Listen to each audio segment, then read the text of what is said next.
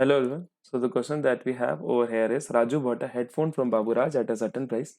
Raju sold the headphone to Sham at a profit of 33 1 by 3%. That means one third profit पे उसने बेच दिया 1 by 3.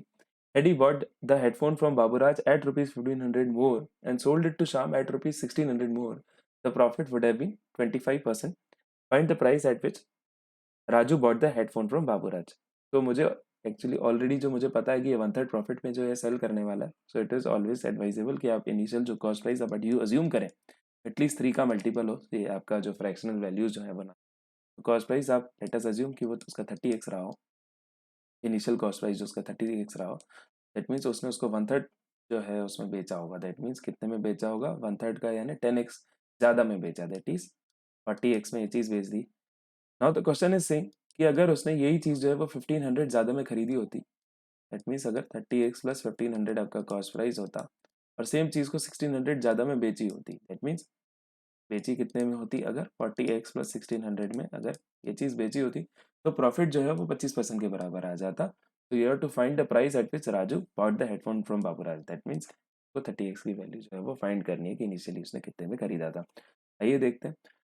अब actually मुझे ये चीज़ पता है कि 25% का जो है वो प्रॉफिट हुआ है. So what I can say is कि जो आपका सेलिंग प्राइस है 40x प्लस 1600 जो है, can I say that it is 125% of your cost price because 25% profit is already included in the selling price. That means और जो profit है हमेशा आपका कॉस्ट प्राइस पे जो है कैलकुलेट होता है. दैट मीन्स जो आपका सेलिंग प्राइस है वो 125% है कॉस्ट प्राइस के, या आप कह सकते हैं एज अ फ्रैक्शन कि वो 5/4 टाइम्स है आपके कॉस्ट प्राइस के. 5/4 टाइम्स है आपके कॉस्ट प्राइस के. कॉस्ट प्राइस है आपका ये वाला 30x प्लस 1500 के बराबर.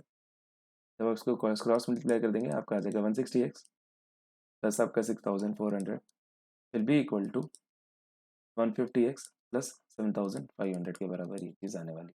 160x minus 150x is 10x की वैल्यू आपकी आ जाती है 1100 के बराबर. दैट मीन्स x की वैल्यू आपकी आ जाती है 10. x की वैल्यू आपकी 110 आ गई है. What you are required to find out is the value of 30x. That means उसने कितने में चीज़ खरीदी. That means 30 into 110 is this 3300 rupees. Just look at the options that we have. Yes, I have option A is the right answer to this question, which is 3000.